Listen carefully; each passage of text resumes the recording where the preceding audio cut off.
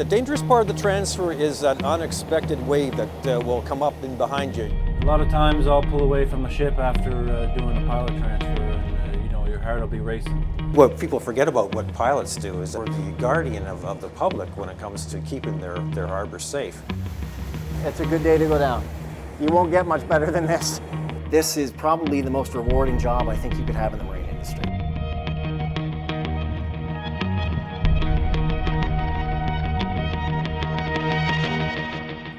Hello, I'm Tom Murphy. Welcome to Land and Sea. It's one of the world's oldest professions. Since the dawn of exploration, mariners have relied on pilots to help them navigate unfamiliar waters. Here on the East Coast, pilots have been guiding ships from around the world in and out of our harbors for more than 250 years. Today, even as ships get larger and technology gets smarter, pilots still play a critical role in keeping our ports and the ships that call here safe.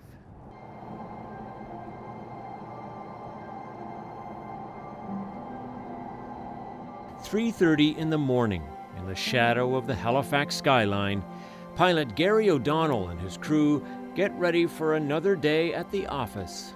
Morning, Sam. Morning, Gary. How are you? Good. We got an inbound Atlantic Star this morning. Yes, sir. 5 o'clock at the station. We got winds northwest, 10-15 at the station. Yeah. What do you think? Port side with a leaf or boarding? Okay, sounds good. The pilot boat heads out to sea, traveling 16 kilometers out to an area known as Chebucto Head. Halifax traffic, good morning, go ahead. Halifax traffic, Scotia pilot, good morning. We're departing Ectug for the pilot station. Can we get the wind direction and speed at Chebucto Head, please? They call it a pilot station, but it's really just a line on a chart.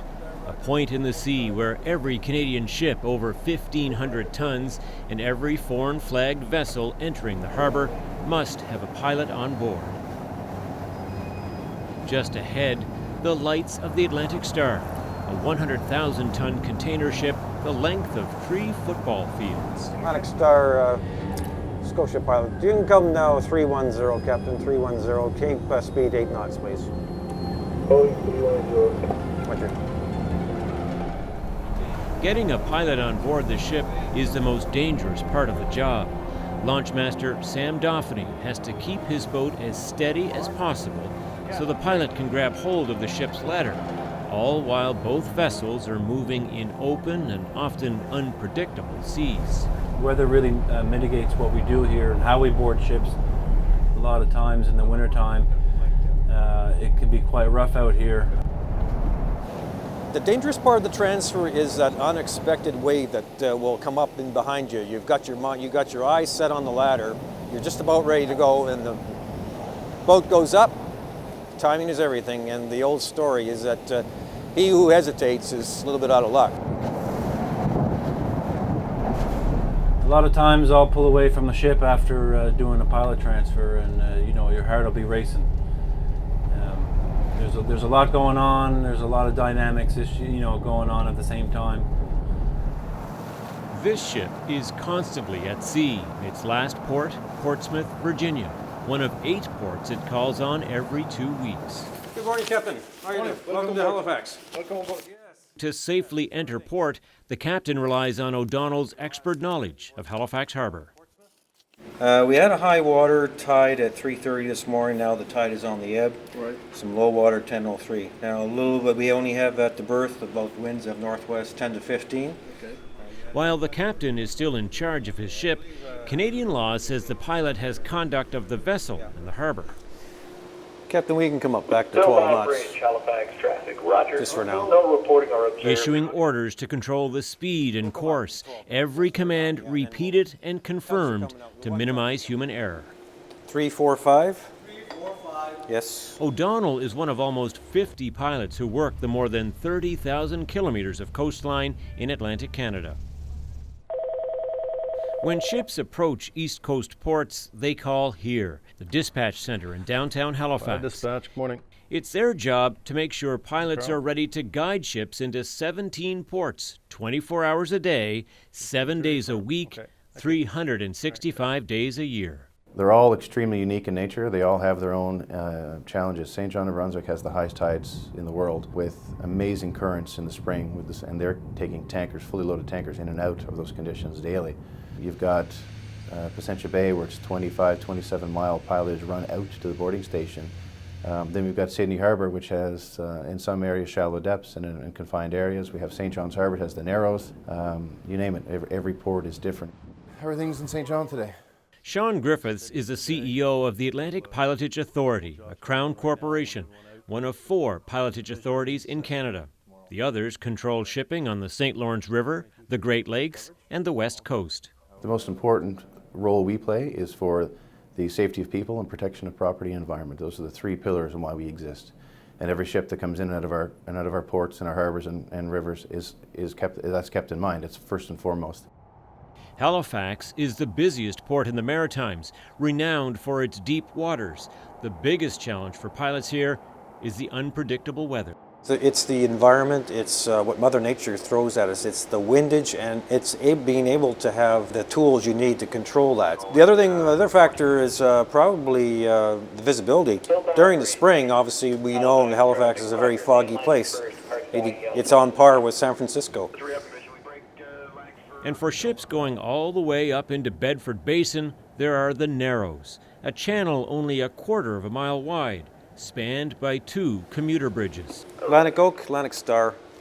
Atlantic Star, Atlantic Oak, you're loud and clear. Loud and clear, okay, yeah, send out EDAF for you when you get alongside here, and the crew should be ready to take your line. Roger that, will do. To navigate the Narrows safely, a tug is attached to the stern of the ship. Ships this size, that are greater than 250 meters in length, now have to have compulsory tug escorts. So that is just an added measure of insurance now, that they have a tug now tethered to them. So the event of an engine failure or rudder failure, the tug is able to mitigate the risk and keep the ship in the center of the channel. We can come down to dead slow. Dead slow. Yeah, dead slow ahead, thank you. Once the ship is through the Narrows, some 2 hours after boarding, it's time to dock at the container terminal, a maneuver that requires the captain and pilot to turn the ship 180 degrees and back 100,000 tons of steel into her berth, all with no brakes. Good for position. We'll just get her alongside. Okay, you can stop. It's a complex process that requires a close working relationship between the pilot and the captain. He has to trust me to handle his ship, that I'm not going to damage it. I think he trusts me. Yeah, I've been here at least 40 times, but it's still good to have the pilot on board, and it feels better than Gary is here or any other pilot. Having a pilot on board decreases the risk of an accident, but it wasn't enough to prevent the deadliest disaster in our nation's history. Coming up, the explosion that shattered a city, and the pilot authorities tried to blame. Federal officials were very anxious that there be a local scapegoat available to deflect any of the criticism that was starting to come their way.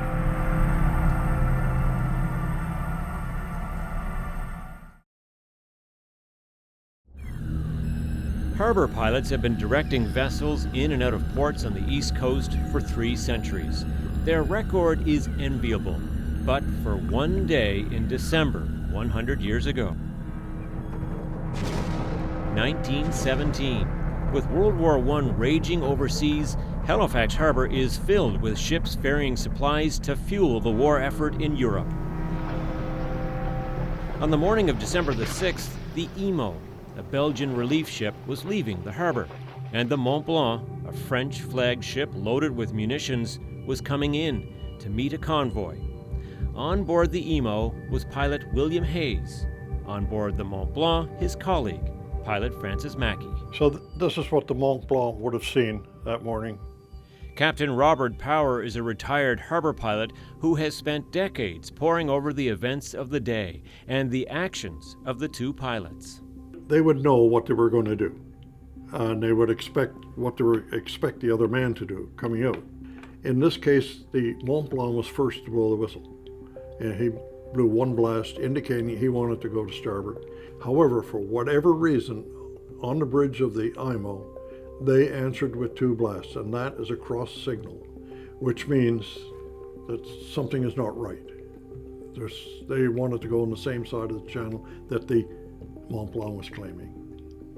So as to why they did that is the mystery. We'll never know. They ended up with the Mont Blanc turning to port, the IMO putting our engines full speed astern, and they ended up in this situation where the collision was imminent. And this would have been the result. With their ship ablaze and knowing its dangerous cargo, Pilot Mackey and the crew of the Mont Blanc abandoned ship, making it to shore moments before the explosion leveled the city, killing 2,000 and injuring thousands more. I think the decision that they made might look bad, but it saved that crew. So there was that many less lives lost. There was absolutely nothing that anybody on that Mont Blanc could have done once the collision occurred that would stop anything. It just could not happen. The die was cast. In the days that followed, as a devastated city buried its dead and nursed its wounded, pilot Francis Mackey went back to work. Francis Mackey was the most experienced pilot at that time. He'd been on the ocean for 24 years and had never had an accident or a mistake of any sort. Janet Mabey is the author of Aftershock, the Halifax explosion and the persecution of pilot Francis Mackey. He was still a pilot. He was taking ships in and out of the harbor, at least 20 more ships he had taken out, including leading out the entire first convoy that was able to leave 5 days after the explosion. And I don't know if you can imagine what kind of courage that would take to be in charge of 45 ships on a harbor that has just been blown up, and never thought for a minute that he was going to be blamed for doing anything wrong. But at the official inquiry into the accident, Mackey was blamed. So he went to the inquiry and was grilled for 3 days. He spent more time on the stand than anybody else. And it became fairly obvious that the lawyer for the IMO's company was determined to make him into the nasty villain. The inquiry concluded that pilot Mackey was in fact totally to blame for the collision because he crossed the bow of IMO. So therefore he should have his license canceled and he should be charged with manslaughter and criminal negligence. Mackey spent 10 days in jail before the charges were thrown out, but he was never fully cleared in the court of public opinion. He was still subjected to ire and nasty comments on the street. His daughter told me about walking with him on Barrington Street, and this would be not long after he was freed from prison and presumably cleared, and there were men in black suits across the street shouting at him from the other side, saying, "Murderer!" And he said to his daughter, "Stand tall and keep walking. You've done nothing wrong, and neither did I." But this is the kind of memory that his children had to carry away for many years. They had to hear about this in school. It's your father's fault that my family was all killed. You know, the talk went on for a great deal of time, despite the fact of his technically being cleared of any wrongdoing. Mackey also suffered financially. Despite being cleared, it took 4 years and a change of government in Ottawa to get his license restored. But his claim for 4 years of lost wages was denied. And the sad thing is that by this time he hadn't either the finances to fight it out legally or the energy or the will to do it, because what's happened in the meantime is that his beloved wife died, leaving him with 6 children to raise. And the daughter said to me several times, "It was the stress of those 4 years that killed my mother." So he just withdrew any attempt to try to get compensation. Went back to work on the heaving ocean in all kinds of weather and paid back every penny that he owed the lawyers, even though it took him another 6 years to do that. Mackey eventually remarried and served another 20 years as a pilot before retiring, always believing he did nothing wrong that fateful day. His fellow pilots must have agreed, granting him a full pension. And they also, when Mackie retired, covered the 4 years that he had not been able to work because of his license being denied. They actually insisted that his pension would be paid for with the equivalent of those 4 years intact. So they really took care of each other, and I think that's a remarkable point that should be made about them. Perhaps that's why they were so fierce about defending one of their own against all the attacks that were coming down on him. Coming up, learning from experience. You're constantly under evaluation. Halifax traffic, Atlantic Star, good afternoon. We're preparing to get underway from Fairview Cove for sea. I had 750 assignments in and out of Halifax on just about every ship that we would get here. But will technology push pilots out of the picture? I still don't see the need for us to be around. I don't think automation is going to just take over just yet.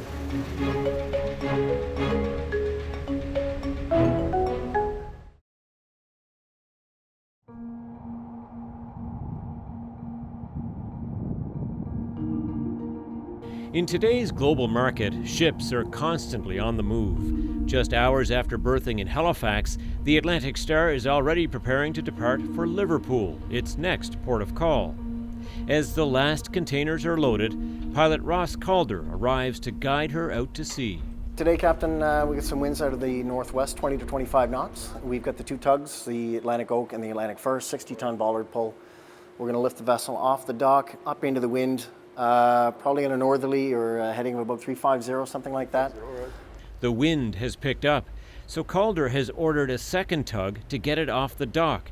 With a ship this size and the wind this strong, it will take 90 tons of force to keep the ship from slamming back into the dock. The wind is messing with that today even. We've got quite a bit of wind back on our quarter. It doesn't look like it ahead, but we're making about 3 degrees through the water, and I've asked for an engine movement up to slow ahead just to kind of increase our speed through the water to help straighten the ship out dynamically so we can kind of line up for the center of the bridge a little bit better so we're not crabbing through it because of the wind. Navigating the Narrows day or night is always a challenge. But for pilots, their biggest concern is the small tour boats and pleasure craft that fill this harbor every summer. A lot of people like to come up close and see the big ship. And that is very, I don't know, should I say frightening by times for us.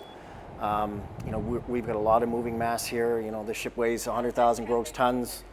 Some of these ships, even with a tug attached and full astern, to stop them takes at least a ship length, at the very least a ship length. Just say, oh, I'll just pass ahead of the big ship, I'm just going over to the waterfront for 10 minutes. And it can create a real dangerous situation for them if they were to break down. Kayakers, same thing. If it's foggy, a lot of these vessels, we can't see them very well on radar. They're very small return, so especially kayaks and small craft like that. So it can be very challenging. Becoming a pilot takes years of training. They need to know every inch of the harbor. Calder spent 17 years at sea before he joined the Pilotage Authority, but he just got his full pilot's license a few weeks ago. Driving Atlantic Star outbound to the ferry track, east of Georges and Ives and all in approximately 15 minutes. After almost 3 years of additional training with veteran pilots. You're constantly under evaluation. So it's all based on trips, number of trips. So over a period of 2.5 years, I had 750 assignments in and out of Halifax on just about every ship that we would get here and every dock. It's the biggest challenge I've ever had in my career, 20 years. It's the hardest thing I've ever done. I thought getting my Master Mariners was difficult, but becoming a pilot was by far the most challenging and humbling experience I've ever had in my life, for sure. But it was worth every bit of it. Pilots on the East Coast make about 8,000 trips in and out of port every year. But their world is constantly changing. Ships are getting bigger. Technology now allows pinpoint movement and GPS tracking. And like driverless cars, some shipyards are experimenting with completely automated ships. No crews, no pilots. So what does the future hold for one of the oldest professions on Earth? I don't know how that's all going to play out just yet with automation, but it's still going to need the human factor in it, especially when it comes to, and there's always the risk. What if something technological goes wrong? You know, you could have a steering failure, a main engine failure. What happens now? You get a major pollution spill inside your harbor. And there is a question about the responsibility. Who's in charge then? Yeah. If something happened, the owner of the vessel, of the guy who made the software for the vessel, or the manufacturer? That's a big question. Whatever technology comes into place will not take away local knowledge of currents, rocks, subsea conditions, dock infrastructure. Updates take time. Technology fails. Local knowledge of a pilot won't fail. It'll still be there. Radar, electronic charts, real-time position indication, they're all tools that help the pilot make his decisions and make them fast and effectively. But the basis of pilotage still remains unchanged to this day, and it never will. It's local knowledge of each and every area. Halifax traffic, Atlantic Star, we're just approaching 4 Delta outbound. So no reporting traffic in the lanes, Captain. She's 165, and she's slow ahead. Thank you very much. Have a safe trip to Liverpool. Thank you. Always a pleasure seeing you, Captain. Yeah, Okay, see you sir. again. Thank you so much. See Have you a great again day. in a couple of weeks. Okay, thank you. Good job. Second, maybe we show you the way to the pilot ladder. Thank you very much.